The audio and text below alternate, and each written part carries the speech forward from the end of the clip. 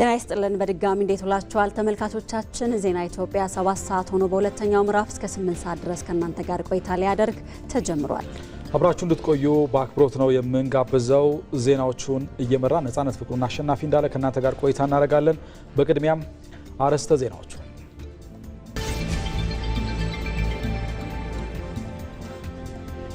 ኢትዮጵያ በትጥቅ ትግል ምክንያት ያጋጠማት የፖለቲካ ስብራት ብሔራዊ ጥቅሟን ማስከበር እንዳትችል እንቅፋት ሆኖ መቆየቱ ተገለጸ።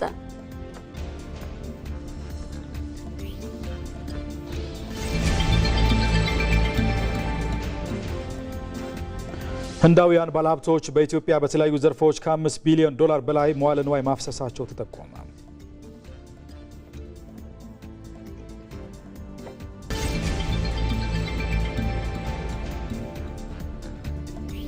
በአማራ ክልል የመንግስትና ህዝብን የሰላም ጥሪ ተቀብለው ወደ ሰላም የተመለሱ ታጣቂዎች ከማህበረሰቡ ጋር በመቀናጀት ለክልሉ ሰላም ጉልህ ሚና እየተጫወቱ መሆኑን የክልሉ ሰላምና ጸጥታ ቢሮ አስታወቀ።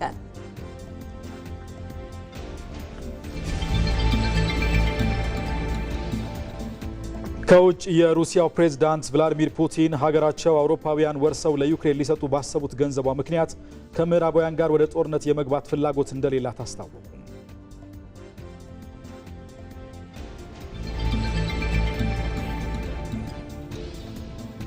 በስፖርት በእንግሊዝ ካራባኦ ዋንጫ የሩብ ፍጻሜ ጨዋታ ማንቸስተር ሲቲ ኒውካስል ዩናይትድ ተጋጣሚዎቻቸውን አሸንፈዋል። የሚሉት የሰዓቱ አበይት ጉዳዮቻችን ናቸው። ከዚህ ከዋናው ስቱዲዮ ወደ እናንተ ከሚቀርቡ ዘገባዎቻችን በተጨማሪ ደግሞ በቀጥታ መስመራችን ላይ ተገኝተው ተጨማሪ ማብራሪያዎችን የሚሰጡን ባልደረቦቻችንና እንዲሁም እንግዳም ይኖረናል። በዛሬው የዜና ኢትዮጵያ ቆይታችን ከምንመለከታቸው ጉዳዮች አንዱ ከሰሞኑ የጠቅላይ ሚኒስትር ናሬንድራ ሞዲ የጉብኝት የሚጠቀስ ነው። ይህ ጉብኝት ደግሞ በተለይ የሁለቱን ሀገራት የኢኮኖሚ መስክ በተመለከተ ምን አይነት አንድምታ አለው የሚለው እንመለከታለን። ለዚህ ደግሞ የቢዝነስና ኢኮኖሚ ጉዳዮች ኤዲተራችን ጌታቸው ባልቻ ወደ በኋላ ተጨማሪ ማብራሪያ የሚሰጠን ይሆናል። በሌላ ጉዳያችን ዛሬ ዜና ኢትዮጵያ በአጀንዳነት የሚመለከተው ከራስ የተሻገረ የፖለቲካ ሀሳቤ ለአንድ ሀገር ያለው ፋይዳ ምንድን ነው የሚለውን ይሆናል። በዚህ ጉዳይ ላይ ተጨማሪ መረጃ የሚሰጡን ደግሞ ዘመዱ ደምስስ የግሎባል ፒስ ባንክ ኮሚኒኬሽን ዳይሬክተር ናቸው። ኋላ ላይ ከኛ ጋር ቆየት ብለው የሚቀላቀሉን ይሆናል። ክቡራን ተመልካቾቻችን ቀዳሚ የምናደርገው የአጀንዳ ጉዳያችን ይሆናል።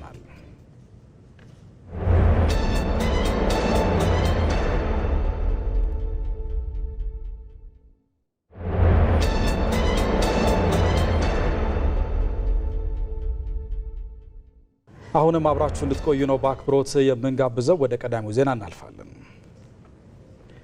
ኢትዮጵያ በትጥቅ ትግል ምክንያት ያጋጠማት የፖለቲካ ስብራት ብሔራዊ ጥቅሟን ማስከበር እንዳትችል እንቅፋት ሆኖ መቆየቱ ይነገራል። ሀሳብ አልባው የፖለቲካ ገበያ በዲሞክራሲ ልምምድ ላይ የምትገኘውን ኢትዮጵያ ዋጋ ማስከፈሉንም በርካቶች ይስማማሉ። በመደመር መንግስት እሳቤ ወደ ሀሳብ ፖለቲካ የሚደረገው ሽግግር ለሀገር የሚኖረው ፋይዳን በተመለከተ ምንተስኖት ይልማ ተከታዩን ዘገባ አዘጋጅቷል።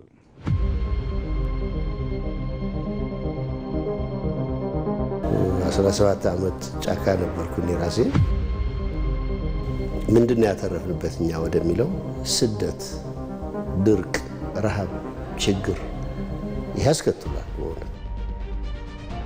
በበርካታ ስብራቶች የተተበተበው የኢትዮጵያ ፖለቲካ ከትውልድ ወደ ትውልድ ዋጋ እያስከፈለ ከሀሳብ የበላይነት ይልቅ ለሴራና ለኃይል ፖለቲካ ቅድሚያ መስጠቱ የጠንካራ ሀገር ምስረታው ከድጡ ወደ ማጡ ሲጎትተው ቆይቷል። በጠረጴዛ ዙሪያ በውይይትና በድርድር ተነጋግሮ ከመግባባት ይልቅ ነፍጥ አንግቦ በኃይል አቅምን ለማስከበር ይደረግ የነበረው ጥረት ፈቅ ያለ መፍትሄ ለኢትዮጵያ እንዳልፈየደ ታሪክና ምግባር የተጻፉ ዋቢዎች ናቸው። በእርግጥ አሜሪካንን ጨምሮ አንዳንድ የአውሮፓ ሀገራትም ጭምር በትጥቅ ትግል ምክንያት ከመፍረስ አደጋ ተነስተው ከትላንት ተምረው ሀሳብን መሰረት ወዳደረገው የዲሞክራሲ ባህል ግንባታ መገንባት እንደቻሉ ይነገራል። በኢትዮጵያ ግን ጽንፍና ጽንፍ በቆሙ ኃይሎች ተወጥሮ የሰነበተው የፖለቲካ ንግድ ከትላንት ተስቦ ዛሬ ላይ በተቃኘ እንጉርጉሮ ኃይልን አንግቦ ቅስምን ሰብሮ ነገን የሚሰርቅ በሴራ ትስስር ላይ የተመሰረተ ሆኖ ለዘመናት መዝለቁን የታሪክ መዛግብት ያስረዳሉ። ይሄ የመጣው አንደኛ የሀሳብ ልዩነት በአግባቡ ማስተናገድ ባለመቻላችን ፖለቲካ ስርዓታችን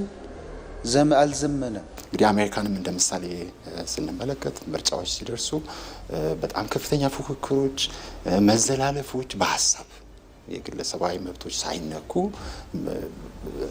ያንን ሰላማዊ የሆነ ፖለቲካ ውድድር የሀሳብ ፍጭት የሀሳብ ግጭት አድርጎ ምርጫ ላይ ደርሳሉ። የተሸነፈ ኃይል ለአሸናፊው የደስታ መግለጫ የሚያስተላልፍበት ስርዓት እንዳላቸው እና ለማለት ነው። የፖለቲካ ገበያ እኛና እነሱ የሚል ጠላትነትን ፈጥሮ ነጻ ባልወጣ ሐሳቤ በትጥቅ ትግል በጠመንጃ ፈሙዝ በነጻ አውጪ ስም የተሳሳተ ሂሳብ ስሌት ቀምሮ ውጥረት አንግሶ የፖለቲካ መነገጃ ዲናር ያከማቻል። ስለ ትላንት እያሳሰበ ያልተኖረውን ነገን ይነጥቃል። በኢትዮጵያ ስልጣንና ሀብት ተጋብተው በፈጠሩት ያልተለመደ የፖለቲካ ጋብቻ ምክንያት መንግስታዊ መዋቅሮች የሌቦች መደበቂያ የቀማኞቹ ዋሻ እንዲሆኑ እድል በሚሰጠው የፖለቲካ ገበያ ምክንያት ውድ ዋጋ ተከፍሏል። ዴሞክራሲ ዳብሮባቸዋል በሚባሉ ሀገራት ሳይቀር ገንዘብ በፖለቲካ ስርዓት ውስጥ ያልተሻገሩት ፈተና ሆኖ እንደዘለቀ ነው። በገንዘብ የተገዛ የፖለቲካ ስርዓት የዘር እህሉን እንደበላ ገበሬ ለከፈለው ዋጋ የሀገርን ብሔራዊ ጥቅምና የግዛት አንድነት አሳልፎ እስከ መስጠት የሚደርስ ወጥመድ ውስጥ መውደቅ ሀገር እንደ ትላንት የምታስታውሰው የቅርብ ጊዜ ክፉ ትዝታዋ ነው።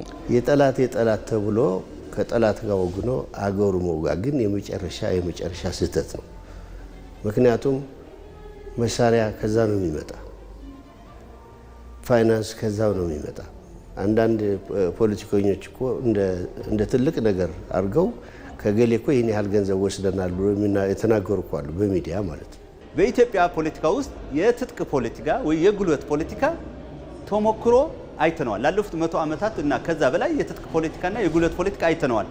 በውጤት ደረጃም አይተነዋል። በጉልበት 4 ኪሎ የገባ በጉልበት ከ4 ኪሎ ሲወጣ ነው ያየነው። በዲሞክራሲ ልምምዷ ዳዴ ላይ በምትገኘው ኢትዮጵያ የሀሳብ አልባ ፖለቲካ የወለደው የጥቅም ትስስር ስልጣንና ሀብትን ለመቀራመት በሚደረገው ሩጫ ታሪካዊ ቅራኔን በማነሳሳት ወደ ግጭት በማምራት ከዚያ ደም መፋሰስ የሚገኘው ነዋይ የፖለቲካ ገበያው ንግድ ለመሬት ሆኖ እንደቆየ ይነገራል። አንድን ቤት የሚከድኑ ሰዎች ቤት መክደኛ ሳርን አይሻሙም በሚለው ሀገራዊ ብሂል ለአንድ ሀገር ችግር ለጋራ መፍትሄ በትብብር መቆም ሲገባ እነዚህ የፖለቲካ ነጋዴዎች ግን ዴሞክራሲ የፈጠረውን ምቹ ሁኔታና የመረጃ ነጻነትን ኃላፊነት በጎደለው መንገድ በመጠቀም የቆየ ቁስልን እያነሱ ትርፍ ለማግኘት የሚደክሙ ናቸው። ውድድርና ትብብር በሚደረግበት የሀሳብ ፖለቲካ ሜዳ የተለያዩ ሀሳቦች ተደጋግፈውና ተናበው ሀገር ይመራሉ። እዚህ አግላይም ጠቅላይም የለም። ብዝሃነት በሆነው የኢትዮጵያ መልክና ጠባይ የሃይማኖትና የብሔር ካባ እስካሁን ሀገርን ያጎበጠ ሂደት ተቀይሮ የሀሳብ የበላይነት መሰረት ያደረገ ስልጡን ፖለቲካ ወቅቱ የሚዋጀውም የሚበጀውም ሆኖ ቀርቧል። በመደመር መንግስት የፖለቲካ ገበያን ለማዳከምና የሀሳብ ገበያን ለማጎልበት ሀገራዊ ምክክር በማድረግና የፖለቲካ ኃይሎችን ከተቀናቃኝነት ይልቅ ወደ ተፎካካሪነት ጋብዞ ሀገር ለመስራት በጋራ የመስራት ውጥን ለሀሳብ ገበያ መዳበር የተከፈተ በር ሆኖ መጥቷል። በዘላቂነት የዚህ ሀገር መፍትሄ ፖለቲካዊ ድርድር፣ ፖለቲካዊ ውይይትና በሰላማዊ ሂደት የህዝብን ድምጽን በማግኘት ስልጣን ላይ መውጣትም መውረድም ላይ ከተካሄደ ዘላቂ ሰላምና ዘላቂ ልማት ይመጣል። እነዛን ነገሮች ጠረጴዛ ላይ አስቀምጠን ልዩነቶቻችንን በንግግር በውይይት ባህልን አዳብረናል መምጣታችን ዛሬ ላለንበት ነገር አድርሶናል ብዬ ይረዳል። ሺገዳይን የሚያወድስ የጠመንጃ ባህል በሴራና እርስ በርስ በመጠፋፋት በሌላው መቃብር ላይ መቆም በተጠናወተው ያልተለወጠ ስልትና ያልዳበረ የፖለቲካ ባህል ወደ ዘመናዊ የፖለቲካ ልምምድ መሻገሪያ በሆነው የመደመር ፍልስፍና ከፖለቲካ ገበያ ወደ ሀሳብ ፖለቲካ መሻገር አማራጭ የሌለው ምርጫ ስለመሆኑ የወቅቱ የሀገር ሀሳብ ሂሳብም ነው። እዚህ ጉዳይ ላይ ቆይታ እናደርጋለን። ተጨማሪ ሀሳቦችን እናነሳለን። ወደ ሐዋሳ ስቱዲዮ ነው የምናመራው። በቀጥታ መስመራችን ላይ ዘመዱ ደምስስ የግሎባል ፒስ ባንክ ኮሚኒኬሽን ዳይሬክተር በቀጥታ መስመራችን ላይ ይገኛሉ። በዚህ ጉዳይ ላይ ተጨማሪ ሀሳቦችን ያጋሩናል። ዘመዱ ደምስስ ለጊዜዎት እናመሰግናለን ከኛ ጋር ቆይታ ለማድረግ ፈቃደኛም ስለሆኑ ወደ መጀመሪያው ጥያቄያችን እናልፋለን። በተለይ በኢትዮጵያ የፖለቲካ ገበያ የራስን ሀሳብ ብቻ ማራመድ ከዛም አልፎ የሀገርን ብሔራዊ ጥቅም አሳልፎ መስጠት የሚያደርሰው ዋጋ ቀላል እንዳልሆነ ብዙዎች ያነሳሉና ይህ አካሄድ እንደው እንደ ሀገር ምን አሳጥቶናል ማለት እንችላለን? ከልብ አመሰግናለሁ። በድጋሚ እንግዲህ እነዚህ ርዕሰ ጉዳዮች ለመተንተን ቀርበው ብዙ ውይይቶች የተካሄዱባቸውና በግምትም ብዙ ችግር የወደቅንባቸው ናቸው። ብዙ ማሳያዎችን ማንሳት እንችላለን። በዚህ ጉዳይ ከ100 ዓመታት ባለፈ ግጭት ውስጥ እንደከረመ ሀገር አንድ የፖለቲካ አዋቂ ነኝ ተንታኝ ነኝ ወይም ደግሞ በፖለቲካ አውድ ተሳትፌ ለሀገሬ ለውጥ አመጣለሁ የሚል ፖለቲካው ላይ ራሱን ያገኘ አካል የሀገሪቷን ተጨባጭ ሁኔታ በቅጡ ካለመረዳት የተነሳ የሚመነጩ በጣም በርካታ ችግሮች አሉ። አንዳንድ ጉዳዮች ላይ ለምሳሌ የፖለቲካ ስርዓታችን ወደ ዲሞክራሲ ተሸጋግሯል፣ ብዝሃ የፓርቲ ውክልናዎች ተጀምረዋል፣ ይሄዳሉ በምንልበት ሰዓት በርካታ ግለሰቦች በዚህ ጉዳይ ላይ እውቀት አለኝ፣ ድርሻ አለኝ፣ ተሳትፎ አለኝ እያሉ የሄዱት ርቀት ላለፉት 30 ዓመት 20 ምናምን ዓመት ያየናቸው ነገሮች አሉ። እነዛ ተሞክሮች የሚያሳዩን እንግዲህ በአብዛኛው እዚህ ፖለቲካ ሚናውን እንጫወታለን የሚሉ የተለያየ አቅም አለን የሚሉ ግለሰቦች በትክክል የሀገሪቷን ተጨባጭ ሁኔታ ካለመረዳት የተነሳ ለዛ የሚሆን በቂ ዝግጅት አለመኖር እንደ ሀገርንም የቆየንባቸው ብዙ የፖለቲካ ታሪኮቻችን ለዛ የተመቻቸ ሁኔታ አለመፍጠር ጋር ተያይዞ የሚመጡ ነገሮች በሙሉ ብዙ የሚጎረብጡ ነገሮችን ስናስተናግድ ቆይተናል። እነዚህ ያልጠሩ አካሄዶች፣ በተማረ ሰው ያልታገዘ የፖለቲካ ስርዓት መኖሩ፣ አንዳንዶቹ ደግሞ በግማሽ ልብም የሚሰሩ አንዳንዶቹ ደግሞ በእንጀራም ጭምር መስለው የሚከሰቱ ሁኔታዎች አሉ እና እነዚህ በአንድ ጊዜ ፋሽን መስለው ወደ ፖለቲካ ተሳትፎ ያሉትን የተማረውንም ኃይል ይሁን ወይም ውክልና አለኝ የሚለውን ህዝብ ማሳተፉ ብዙ ነገር አሳጥቶናል። አንዳንዶቹ እንደሚተቹት ከሆነ የገቢ ማግኛ መንገድም ተደርጎ የሚወሰዱ አጋጣሚዎች በኢትዮጵያ የፖለቲካ ታሪክ ውስጥ ተከስተዋል። እነዚህ ነገሮች የፖለቲካውን ምህዳር ከተቀመጠለት ግብ አንጻር ስንገመግመው መዳረሻውን ስቶ ወደ ተለያየ የጽንፍ ግርግር ውስጥ የወሰደን አጋጣሚ አሉ። በዛም ምክንያቶች የተፈጠሩ ረብሻዎች፣ የተከሰቱ ጦርነቶች፣ ያለመግባባቶችና ሀገር የከፈለችው ዋጋ፣ ትውልድ የከፈለው ዋጋ በቀላል የሚገመት አይደለም። ይህንን ጉዳይ በልማት አካሄዶቻችን ላይ በታሪኮቻችን ላይና ባስቀመጠው ጠባሳ ስንመለከተው ከተረፍነው በብዛት ይልቅ እስካሁን ድረስ ቁርሾ ሆኖ ያጣናቸው በርካታ ነገሮች አሉ። እንግዲህ እንደኛ አገር ላሉ ዲሞክራሲን ለሚለማመዱ አገሮች እንዲህ አይነት ነገር ይገጥማል ብንልም እኛ የተጓዝንበት ርቀት ግን ተማር ነው ከምንለው ይልቅ ከዛም የተሻገረ ሆኖ እናገኘዋለን። በዛ የተነሳ ምንድን ነው መሆን ያለበት ብለን ካሰብን ከትላንትናው ጠባሳዎቻችንና ጨለማ የሚመስሉ ታሪኮቻችን የምንማረው የተሻለ ነገር ምንድን ነው ብለን ቁጭ ብለን ማውራት መነጋገርና የሀሳብ የበላይነትና አሻጋሪ የሆኑ ቁብ ነገሮችን ለማህበረሰብ ይጠቅማል በምንለው መንገድ እንደ አዲስ እይታ እንደ አዲስ ቅኝት ወደ ፖለቲካው ዓለም ቢመጣ ሰላማዊ የሆነው ውድድርና የተሻለ የማሻገሪያ ሀሳቦችን እንገነባለን የሚል እምነት አለ። አዎ መልካም። ምናልባት አቶ ዘመዱ ከዚህ ጋር አያይዘው የሀሳብ ፖለቲካ መዳበር ፋይዳው እንዴት ነው የሚገለጸው? ለዚህ ደግሞ ማሳያ የሆኑ ምናልባት ዓለም አቀፍ ተሞክሮች ካሉ ባጭሩ ብናነሳ ካለን ሰዓት አኳያ እንግዲህ ያው የሀሳብ አለመኖር ብዙ ማገዶ ይፈጃል እንዳየነው ነው። እንግዲህ በታሪኮቻችን ውስጥ ያላየነው የጦርነት አይነት ያለ አይመስለኝም። በኢትዮጵያ ታሪክ ውስጥ በርካታ ናቸው፣ ብዙ ሺህ ዘመናትን። እነዚህ ነገሮች የተፈጠሩት ቁጭ ብለን መነጋገር የመቻል ልማዳችንን ነው። እኛ ሀገር እንደውም አንድ አባባል አለ በእኛ በግሎባል ፒስ ባንክ ውስጥ የምንስማማው፣ ከጦርነት አውድ ይልቅ የጠረጴዛ ጦርነትን ነው የምንፈራው እንደ ህዝብም። ይሄ ተሞክሯችን ብዙ የተራመደ አይመስለኝም። ሰዎች ቁጭ ብለው ያላቸውን የሀሳብ ልዩነት በመነጋገር ልዩነቱ የሚፈጥረው ችግር የሚብስ ከሆነ ያንን ወደ ጎን ትቶ የጋራ አካፋይ የምንላቸውን ነገሮች አሻጋሪ ነገሮችን መያዝ በጣም ተገቢ ነው። የፖለቲካ አካሄዳችን የሰለጠነ አይደለም። ቀደም ሲል በዶክመንተሪውም እንዳየነው እኛና እነሱ የሚል ጎራ ይፈጠርና እኔ የግድ ወካይ ሆኜ ካልተገኘሁበት ጭራ ያፈርሰዋለሁ የሚል ብዙ የፖለቲካ ልምምዶች በዚህ ሀገር ላይ ተመዝግበው የምናያቸው ነገሮች ናቸው። እነዛ ነገሮች የሚቆሙት በመነጋገር ሀሳብን ቅድሚያ በመስጠት የተሻለው ሀሳብ ለሀገር ይጠቅማል ከተባለው ማንም ያምጣው ከየትኛውም አካል ይምጣ ያ ነገር መሬት ቁጭ ብሎ ተወስዶ በፖሊሲ ተጠንቶ አንዳንድ ሀገሮች ለምሳሌ የቃል ኪዳን ሰነድ ያላቸው ናሽናል ኮቨነንት ያላቸው ሀገሮች አሉ። በወጣው ህግ ስምምነት ከሌለ በህገ መንግስት ወይም በስርዓት በደንብ ህግ ስምምነት ከሌለ የተቀመጡ የቃል ኪዳን ሰነዶች ምን ይላሉ ተብሎ ከባህላቸው ከሃይማኖቶቻቸው ጋር ወደ ኋላ መለስ ብለው በማየት እነዚህ ቀናት ሲገጥሙን እንዴት ነው የምንሻገረው ብለው እኮ በበርካታ ልምድ ውስጥ ያሉ እነ ስኮትላንድ ቀደምት የእስራኤላውያን ልምምድ ያሳዩናል። ይህንን ተግባራት ለምን አንጠቀምም? የግድ ነው ወይ ሀሳብ ልዩነት ወደ ጦር አውድማ መሄድ? ስለዚህ ጠረጴዛ የማይፈታው ችግር የለም። ረጅም ዓመታት ረጅም ጊዜያት ሊወስዱ ይችላሉ። እነዚህ ነገሮች ግን በሰለጠነ መንገድና በተረጋጋ መንፈስ ለሀገር ሲባል ለጋራ አካፋይ ነገር ሲባል እነኚህ ነገሮች ጠረጴዛ ላይ መዋል አለባቸው። መልካም። ዘመዱ ደምስስ የግሎባል ፒስ ባንክ ኮሚኒኬሽን ዳይሬክተር ከኛ ጋር ቆይታ ስላደረጉ ስለ ጊዜዎት እናመሰግናለን። መልካም ቀን ይሁንልዎት። እኔም አመሰግናለሁ። ክቡራን ተመልካቾቻችን የአጀንዳ ጉዳያችን ቀጥሏል። የህንድ ጠቅላይ ሚኒስትር ናሬንድራ ሞዲ ጉብኝት የሁለቱን ሀገራት ዲፕሎማሲያዊ ግንኙነት ሁሉን አቀፍ ወደ ሆነ ስትራቴጂካዊ ግንኙነት ማሳደጉ ተገለጸ። ጠቅላይ ሚኒስትሩ በኢትዮጵያ የሁለት ቀናት ይፋዊ ጉብኝት አድርገዋል። የሁለቱን ሀገራት የኢኮኖሚ መስክ ግንኙነት በተመለከተ ተጨማሪ መረጃዎችን ሊሰጠን ባልደረባችን ጌታቸው ባልቻ በቀጥታ መስመራችን ላይ ይገኛል። ጌታቸው እንደምን ቆይተሃል? የኢትዮጵያና ህንድ የኢኮኖሚ ትብብር እንዲሁም የንግድና ኢንቨስትመንት ግንኙነት ምን ደረጃ ላይ ደርሷል ማለት ይቻላል? የጠቅላይ ሚኒስትር ናሬንድራ ሞዲ ጉብኝትስ ይህንን በማሳደግ በኩል ምን ጠቀሜታ ያስገኛል ማለት ይችላለን? አመሰግናለሁኝ አሸናፊ። እንግዲህ ኢትዮጵያና ህንድ ለረጅም ዘመን የዘለቀ የንግድ ግንኙነት ነው ያላቸው።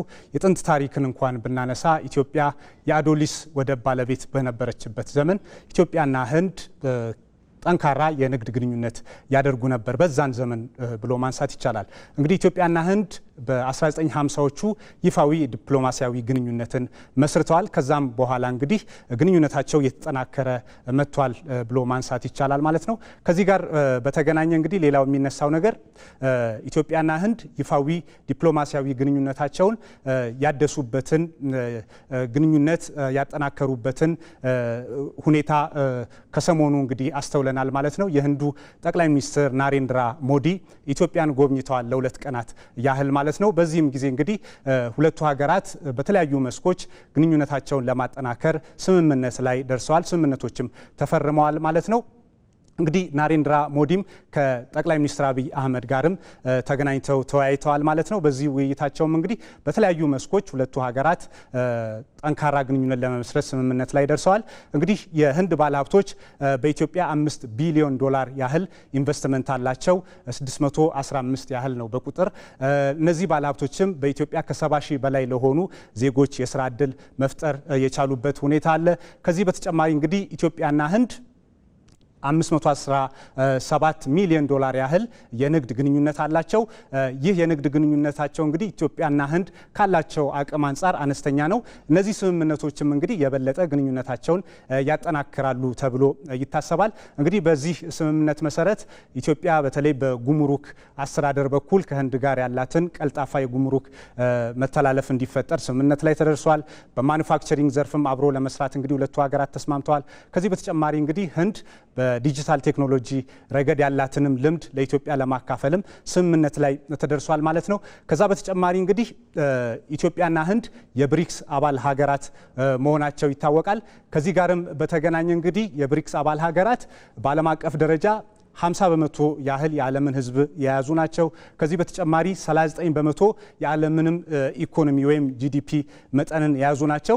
ሁለቱ ሀገራት በብሪክስ ማዕቀፍም ያላቸውን የኢኮኖሚ ግንኙነት ማጠናከር የሚችሉበትም እድል አለ ማለት ነው። እነዚህ ሁሉ ሲታዩ እንግዲህ ኢትዮጵያና ህንድ ከፍተኛ የህዝብ ቁጥርም ያላቸው ሀገራት ናቸው። ከፍተኛ ገበያም አለ ማለት ነው። አሁን እንኳን ቢታይ ኢትዮጵያ ለህንድ የተለያዩ የግብርና ምርቶችን ትሸጣለች። ህንድም ለኢትዮጵያ የማኑፋክቸሪንግ ምርቶችን ታቀርባለች ማለት ነው።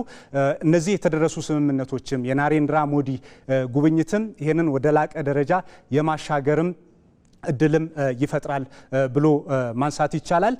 በቀጣይም እንግዲህ ኢትዮጵያና ህንድ በትምህርትም በሌሎችም በግብርናም በሌሎችም ዘርፎች አብሮ ለመስራትም ስምምነት ላይ ደርሰዋል ማለት ነው። ጌታቸው ለመረጃዎቹ እናመሰግናለን። ጥሩ ቀን ይሁንልህ። በሌላ ዜና ህንዳውያን ባለሀብቶች በኢትዮጵያ በተለያዩ ዘርፎች ከ$5 ቢሊዮን በላይ መዋለ ነዋይ አፍስሰው ተሰማርተዋል። የህንዱ ጠቅላይ ሚኒስትር ናሬንድራ ሞዲ የኢትዮጵያ ጉብኝት ተከትሎ የሁለቱን ሀገራት ኢኮኖሚያዊ ትስስር ማሳደግ የሚያስችሉ ስምምነቶች ተፈጽመዋል። የሁለቱ ሀገራትን ኢኮኖሚያዊ ትስስር በተመለከተ ሳምሶን ገርሉ ተከታዩን ዘገባ አዘጋጅቷል። 2000 ዓመታትን የተሻገረ ግንኙነት ያላቸው ኢትዮጵያና ህንድ ዛሬ ወዳጅነታቸውን ወደ ስትራቴጂካዊ አጋርነት ለማሳደግ ተስማምተዋል። ወትሮም ትናንት ቀይ ባህርን ተንተርሳ የነበረችው ሀገር ኢትዮጵያ የህንድ ነጋዴዎች መዳረሻ ሆና ዘመናትን ተሻግራለች። ህንዳውያኑ ነጋዴዎች ቅመማ ቅመምና ጨርቃ ጨርቅን በወርቅና ሌሎች የተፈጥሮ ጸጋዎች ሸምተዋል። ዛሬም ህንዳውያን ባለሀብቶች በኢትዮጵያ ኢኮኖሚ ውስጥ ያላቸው አበርክቶ ቀላል የሚባል አለመሆኑን የህንዱ ጠቅላይ ሚኒስትር ናሬንድራ ሞዲ በአዲስ አበባ ጉብኝታቸው ለሁለቱ ምክር ቤቶች ተናግረዋል። በኢትዮጵያ ትላልቆቹ ኢንቨስተሮች የህንድ ኩባንያዎች ናቸው። እንደ ጨርቃጨርቅ፣ ማኑፋክቸሪንግ፣ በግብርና፣ በጤናና በሌሎች በተለያዩ ዘርፎች ላይ ከ5 ቢሊዮን ዶላር በላይ መዋዕለ ንዋያቸውን አፍስሰዋል። በዚህም ከ75 ሺህ በላይ ለሆኑ ኢትዮጵያውያን የስራ ዕድልን ፈጥረዋል። ኢኮኖሚያችን ገና እምቅ አቅም እንዳለው ሁላችንም እንደምንስማማ እርግጠኛ ነኝ። ከእነዚህ ህንዳውያን ባለሀብቶች መካከል አንዱ የሆኑት ቪኒት ቨሬት ሜታም የኢትዮጵያና የቤተሰቦቻቸው ግንኙነት 100 ዓመታትን የተሻገረ እንደሆነ ይናገራሉ። ዛሬ ላይ በኢትዮጵያ ከውጭ የሚገቡ ምርቶችን በመተካት የውጭ ምንዛሬን እያስገኙ እንደሆነም አስረድተዋል። ዲኤልኤም ከብዙ ዓመት ከ40 ዓመት በላይ ኦልሞስት 1988 ነው የጀመረው በቢዝነስ በቴክስታይል። ግን ከዛ በፊት ሂስትሪያችን አያታችን ነው የመጡት። መጀመሪያ 1920 አካባቢ እጅ ሽመና ጀምረው ነበረ ራሳቸው። ከሱ በኋላ ነው ወደዚህ አቅጣጫ የደረስ ነው እና አሁን እኛ ማምረት አቅም እስከ 4500 ጋርሜንት በየቀኑ ማምረት እንችላለን። አሁን ላይ ኢትዮጵያ ያደረገችው የኢኮኖሚ ሪፎርም ለውጭ ባለሀብቶች ኢንቨስትመንት ተሳትፎ አመቺ ሁኔታዎች መኖራቸውን ጠቁመው ከዚህ የበለጠ ለመስራት ዝግጁ ስለመሆናቸው ኢትዮጵያን ሀገራችን እያሉ ይገልጻሉ። ለሀገራችን እኛ የምናስበው ኢምፖርት ሰብስቲቱሽን ነው የምናደርገው። ብዙ አመት እኛ ኖረናል ከኢትዮጵያ ጋር እና በጣም እንደ አዲስ ማለት እንደ አዲስ ሁኔታ ነው ያየነው አሁን ያለው ነው። ያው ምቹ ሁኔታዎች አሉ። አሁን ለሀገሪቱም ለኛም ለመጥቀም ዝግጁ ነን። እኛ የህንድ ባለሀብቶች በኢትዮጵያ የውጭ ቀጥተኛ ኢንቨስትመንት ውስጥ ትልቅ ድርሻ እንዳላቸው የጠቆሙት ጠቅላይ ሚኒስትር አብይ አህመድ ይህ በሀገራቱ መካከል ከፍተኛ መተማመን እንዲኖር አድርጓል ብለዋል። በአሁኑ ጊዜ የውጭ ቀጥተኛ ኢንቨስትመንታችን አድጓል። ህንድ ደግሞ እያደገ ባለው የውጭ ቀጥተኛ ኢንቨስትመንት ውስጥ የመሪነት ድርሻ አላት። በኢትዮጵያ ከ650 በላይ ህንዳውያን ባለሀብቶች የሚያስተዳድሯቸው ኩባንያዎች ኢንቨስት እያደረጉ ይገኛሉ። ይህ ሁሉ በሀገራቱ መካከል ጠንካራ መተማመን እንዲኖር መሰረቱን ጥሏል። በሁለቱ ሀገራት መካከል ያለውን ኢኮኖሚያዊ እምቅ አቅም አሟጦ ለመጠቀም ያስችል ዘንድ ግንኙነታቸውን ወደ ስትራቴጂካዊ አጋርነት ከፍ ማድረጋቸውን የህንዱ ጠቅላይ ሚኒስትር ናሬንድራ ሞዲ በሁለቱ ምክር ቤቶች ፊት ተናግረዋል። ፕራይም ሚኒስትር ዶክተር አብይ አህመድ and I took ጠቅላይ ሚኒስትር አብይ አህመድ እና እኔ የሁለትዮሽ ግንኙነታችን ወደ ስትራቴጂካዊ ግንኙነት ለማሳደግ የሚያስችል እርምጃን ወስደናል። ይህ በመሆኑ ደግሞ የሁለቱ ሀገራት ኢኮኖሚ ያለውን እምቅ አቅም በቴክኖሎጂ ፈጠራ፣ ማዕድን፣ በዘላቂ ልማትና በታዳሽ ኃይል ላይ በትብብር እንድንሰራ ያግዘናል። ህንድና ኢትዮጵያ በእኩልነት በጋራ በመስራት ኢኮኖሚያዊ ስኬት እንደሚያስመዘግቡ ጠቅላይ ሚኒስትር ናሬንድራ ሞዲ ያላቸውን እምነትም ገልጸዋል። እዚህ ጉዳይ ላይ እንቆያለን። ክቡራትና ክቡራን ተመልካቾቻችን በጉዳዩ ላይ ማብራሪያ እንዲሰጡን እንግዳ ጋብዘናል። እንግዳችን በኢትዮጵያ በአምራች ኢንዱስትሪ ዘርፍ የተሰማሩት ህንዳዊ ባለሀብት ሀርሽ ኮታሪ ናቸው። እዚህ ስቱዲዮአችን ይገኛሉ። ለጊዜዎትም ለሚሰጡን ማብራሪያ ከልብ ነው እናመሰግናለን። በጣም እናመሰግናለን ስለጋበዛችሁኝ። ቀደም ሲል እንግዲህ በዜናውም ለመመልከት ሞክረናል። በርካታ ህንዳውያን ባለሀብቶች በኢትዮጵያ ተሰማርተው በሺዎች ለሚቆጠሩ ኢትዮጵያውያን የስራ እድል ፈጥረዋል። አሁን ደግሞ ከሰሞኑ የህንድ ጠቅላይ ሚኒስትር ወደዚህ መምጣታቸውና ማቅናታቸው ይታወሳል። የተለያዩ ስምምነቶችም ተደርገዋል። ይህ ምን ያክል ያጠናክረዋል ቀድሞ የተጀመረውን ስራ ማለት ይቻላል?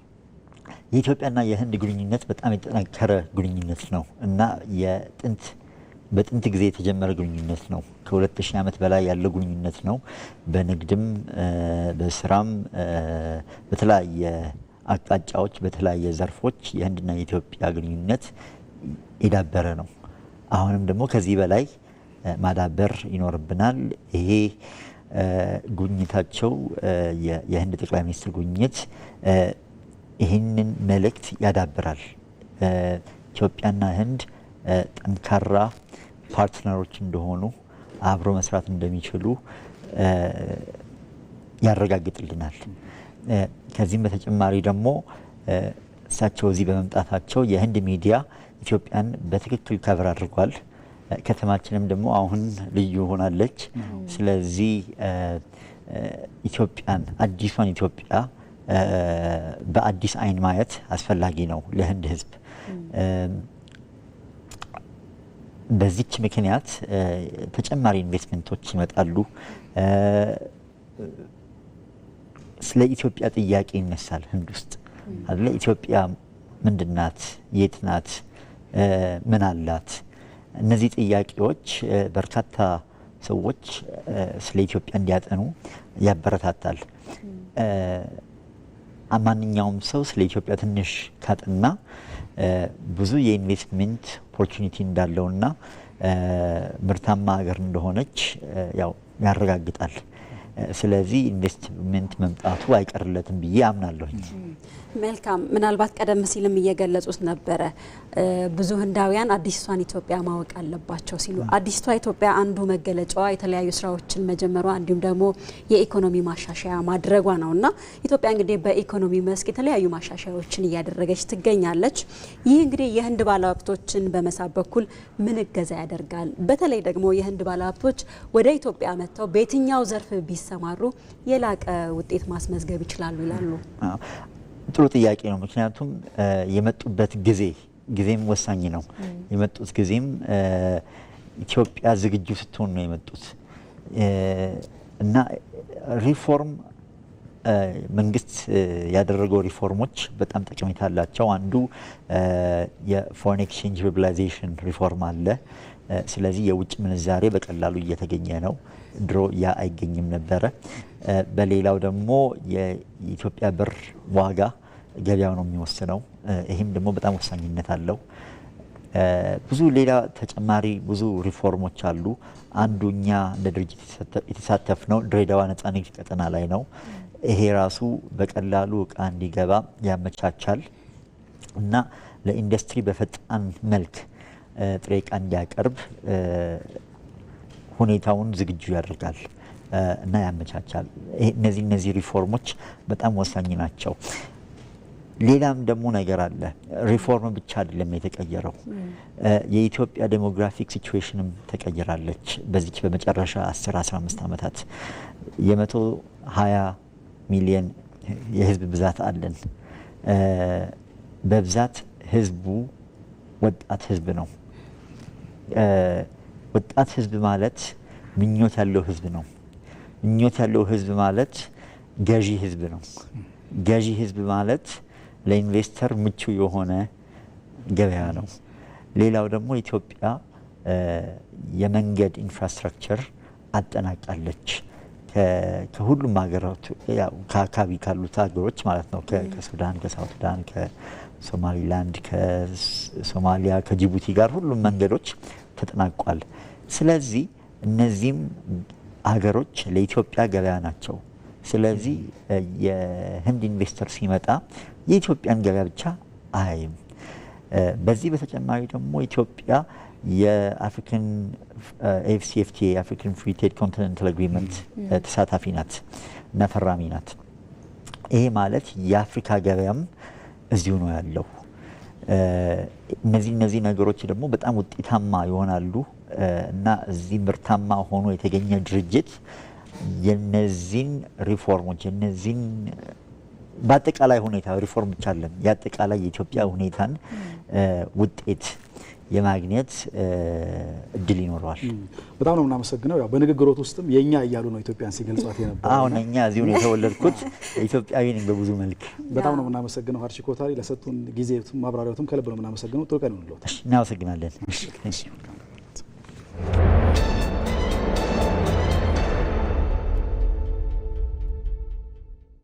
ክቡራን ተመልካቾቻችን ዜና ኢትዮጵያ እንደቀጠለ ነው። አሁን ደግሞ በዝርዝር ወደምንመለከታቸው ሌሎች ጉዳዮች አልፈናል። ከቅርብ ዓመታት ወዲህ ግብርናን ለማዘመን የተሰጠው ትኩረት በዘርፉ ከፍተኛ ውጤት እንዲመዘገብ ምክንያት ሆኗል። የመስኖ እርሻና በዘመናዊ መሳሪያዎች የሚከወን የግብርና ስራ በመስፋፋቱ ምርትና ምርታማነት በከፍተኛ መጠን እንዲጨምር አስችሏል። በዚህም ኢትዮጵያ ወደ ውጭ ሀገራት የምትልካቸው የግብርና ምርቶች መጠንና ከዘርፉ የሚገኘው የውጭ ምንዛሬ በየዓመቱ እድገት እያስመዘገበ ይገኛል። ባልደረባችን ብሩክታይት አስራት በዚህ ዙሪያ ያዘጋጀችውን ጥንቅር እንከታተለው። የግብርናው ዘርፍ የኢትዮጵያን ምጣኔ ሀብት በዘላቂነት ለማሳደግና የኢትዮጵያን መዋቅራዊ ሽግግር እውን ለማድረግ ከፍተኛ ሚና ይጫወታል። ኢትዮጵያ በግብርናው ዘርፍ የተትረፈረፈ ጸጋ ባለቤት መሆኗም ይታወቃል።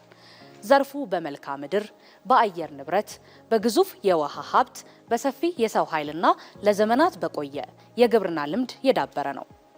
ከቅርብ ዓመታት ወዲህ እየተመዘገበ የሚገኘው አስደናቂ የምርትና ምርታማነት እድገት ለወጪ ንግድ፣ ለኢንዱስትሪ ግብዓት አቅርቦትና ገቢ ምርትን ለመተካት ለሚከናወኑ ስራዎች መሰረት የጣለ ሆኗል። ኢትዮጵያ ከ74 ሚሊዮን ሄክታር በላይ ለግብርና ምቹ የሆነ መሬት ባለቤትም ናት።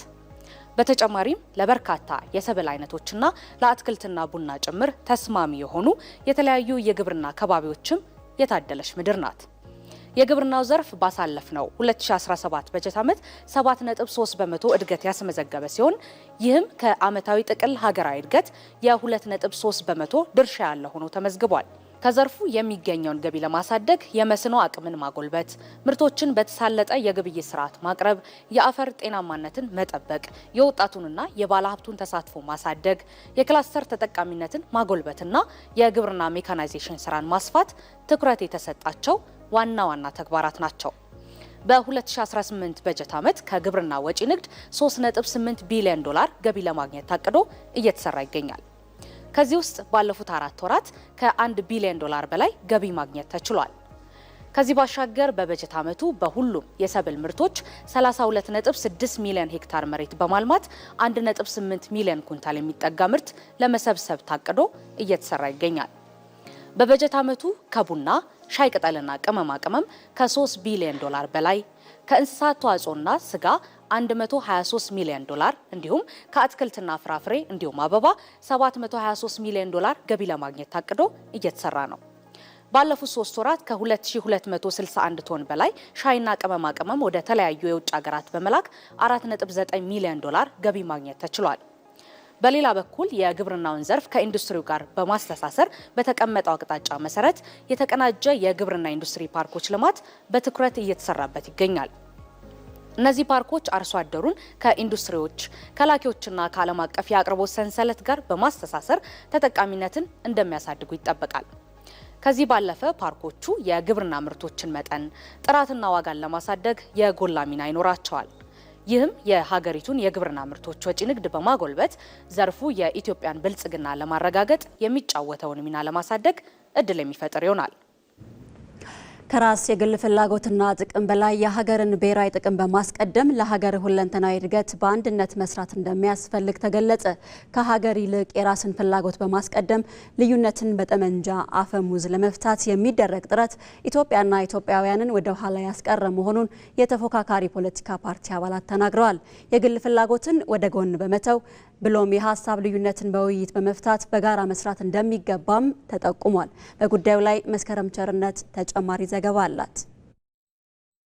የገዘፈ ታሪክና የስልጣኔ ባለቤት ሀገር የሆነችው ኢትዮጵያ አለመግባባትና የሀሳብ ልዩነትን በጠመንጃ አፈሙዝ ለመፍታት በሚደረግ ጥረት እድገቷ ወደ ኋላ ሲጎተት ቆይቷል። ከገዘፈው የሀገር ብሔራዊ ጥቅም ይልቅ የግልን ፍላጎትና ጥቅምን ለማስጠበቅ መጣር ኢትዮጵያን በብዙ የፈተነ ነው። ምንም እንኳን በተፈጥሮ የበለጸገች ብትሆንም ይኸው የጦርነት አዙሪት ከዓለም ጋር እንድትተላለፍ ያደረጋት ነው። በጊዜ መቀደምን አስከትሎብናል። ተቀድመናል። በብዙ ሁኔታ ዓለም ዛሬ ከመሬት በታች ባለው ነገር እስከ ህዋ ድረስ ምርምር የማድረግ ሂደት አለ። በቴክኖሎጂ እጅግ በተራቀቀ ሁኔታ መምጠቅ አለ። በርካታ እድገቶች ልማት የዓለም ልማት ስንመለከት በቴክኖሎጂ በመደገፍ ምርትን በትንሽ ቦታ ብዙ ማምረትን በርካታ ለውጦች ይታያሉ። እኛ ጋር ስንመለከት እጅግ በጣም አዝጋሚ ነው። ከዓለም ጊዜ ጋር ዓለም ሲለወጥ እኛ ያልተለወጥንበት ሁኔታ አለ። ይሄ በጊዜ መቀደምን ያሳያል። ከዓለምም ተላለፍን ማለት ይቻላል። ከባህር በር እንድንርቅ ሲታሰብ መጀመሪያ የፖለቲካና የዲሞክራሲ ጥያቄ አዘል ሆኖ ግን ሌላ አጀንዳ ይዞ ነው የመጣውና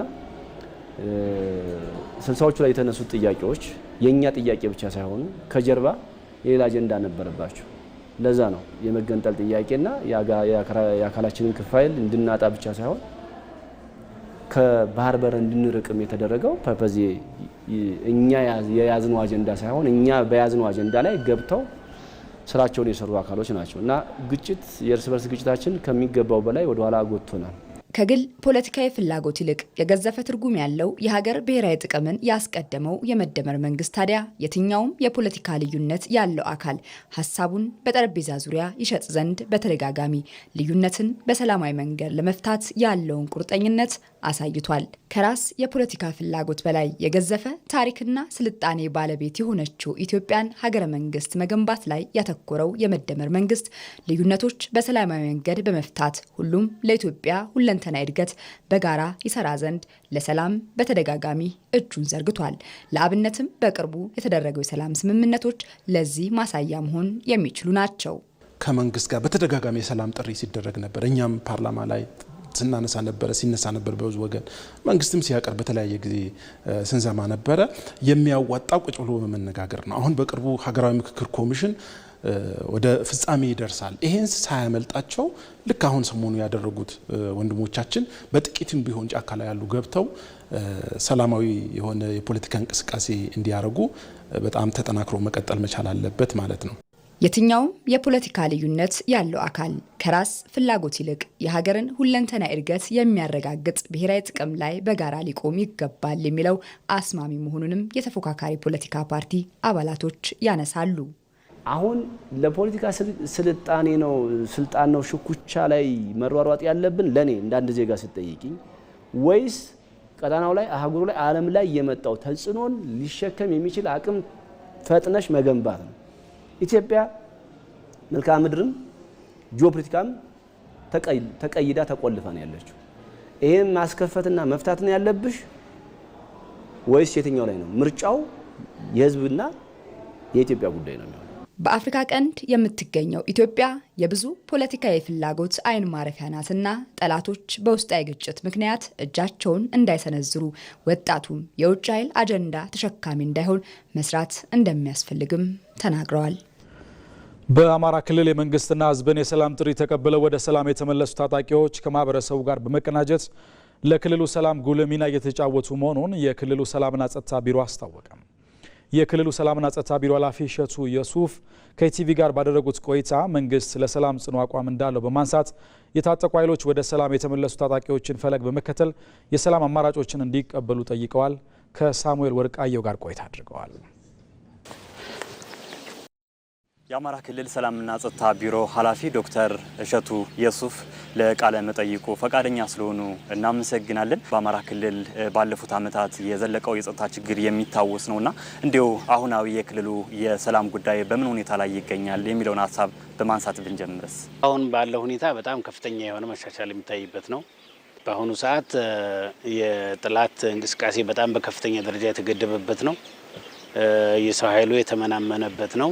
የኛ ሰራዊት የማድረግ ችሎታው እያደገ የመጣበት፣ ይሄ ብቻ ሳይሆን አንዳንድ አካባቢ ህብረተሰቡ ከጠላት ጋር ግጭት የጀመረባቸው አካባቢዎች አሉ። ወደ ኋላ እየመለሳችሁን ነው፣ ጥቃት እያደረሳችሁብን ነው፣ የልማት ስራችንን እያስተጓጉላችሁ ነው፣ እገታ እየጣላችሁ ነው የሚሉ መሰረታዊ ጉዳዮች በህብረተሰቡ ውስጥ እየተነሱ ከህብረተሰቡ ጋር ግጭት የጀመረበትም ሁኔታ አለ። ህብረተሰቡም በቀጥታ በሰልፍም እያወገዘ ያለበት ሁኔታ ስላለ ከፍተኛ የሆነ መሻሻል አለ ማለት እንችላለን። ይህን የመጣውን ሰላም ተከትሎስ አሁን ያለው የማህበረሰቡ እንቅስቃሴ ምን ይመስላል? በተለይ በልማቱ እንበለው በትምህርት እንበለው በሌሎች ከአሁን በፊት የትምህርት ስራው በከፍተኛ ደረጃ ተጎድቶ ነበር። አሁን የትምህርት ስራው በየአካባቢው ተከፍተዋል። ትምህርት ቤቶች ህጻናት አሁን የሚውሉት ትምህርት ቤት ነው። የጤና አገልግሎቶች አገልግሎት እየሰጡ ነው። የልማት ስራን የማደናቀፍ፣ የትምህርት ስራን የማደናቀፍ፣ የጤና አገልግሎትን የማደናቀፍ፣ ለህብረተሰቡ የሚውሉ አገልግሎቶችን የማደናቀፍ አቅምም ብቃትም አሁን እያጣ ነው ያለው።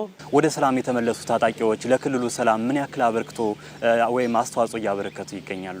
ከውስጡ ያለው ሰራዊት እየከዳ ለመንግስት እጁን እየሰጠ የሰላም ጥሪን እየተቀበለ ህብረተሰቡ ጋር እየተቀላቀለ ያለበት ነው። የተወሰነው ደግሞ ከቡድኑ እየተነጠለ ወደ ውጭ ሀገር እስከ መሰደድ ድረስ እየደረሰ ስለሆነ ከጠላት ጋር አብረን አገር ከሚወጋ አማራ ክልልን ከሚያዳክም ኃይል ጋር እንዴት አብረን እንሰራለን? ይህ ስህተት ነው።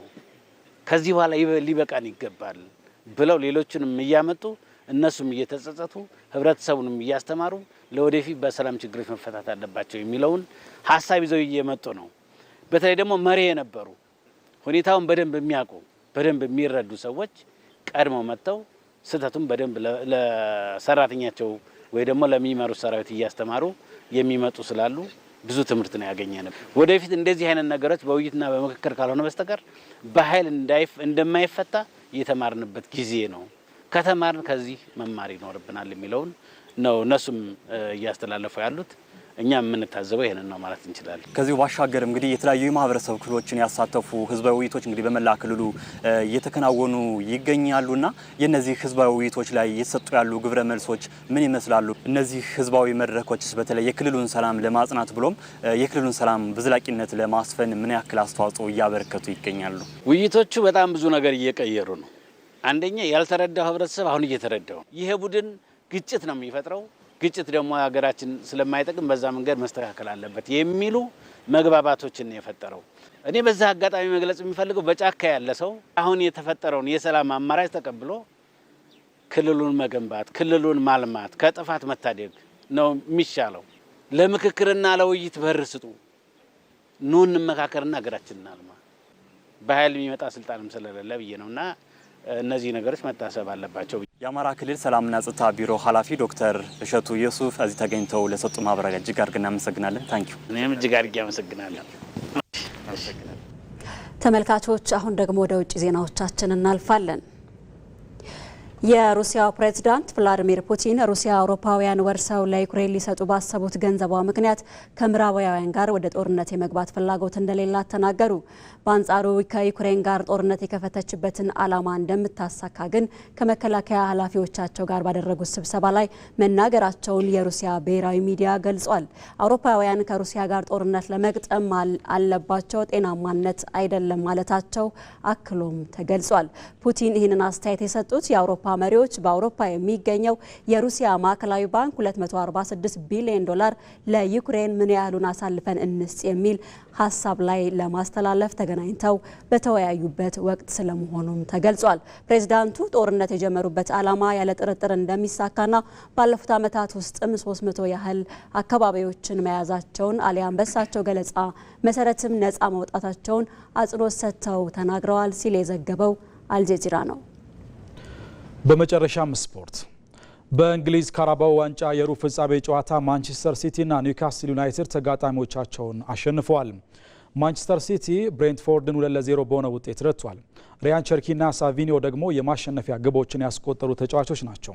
የፔፕ ጋርዲዮላ ቡድን በፕሪሚየር ሊጉ ክሪስታል ፓላስን 3-0 ካሸነፈ በኋላ በጥሩ መነቃቃት ላይ ሆኖ ያደረገው ግጥሚያ ነው። ማንቸስተር ሲቲ በፕሪሚየር ሊጉ ያደረጋቸውን የመጨረሻ 4 ግጥሚያዎችንም በሙሉ ማሸነፉ አይዘነጋም። በሌላ ጨዋታ ኒውካስል ዩናይትድ ፉላምን 2-1 አሸንፎ አራቱን ተቀላቅሏል። ዊሳና ሚሌ ለኒውካስትል፣ ሉኪሽ ደግሞ ለፉላም ግቦችን አስቆጥረዋል።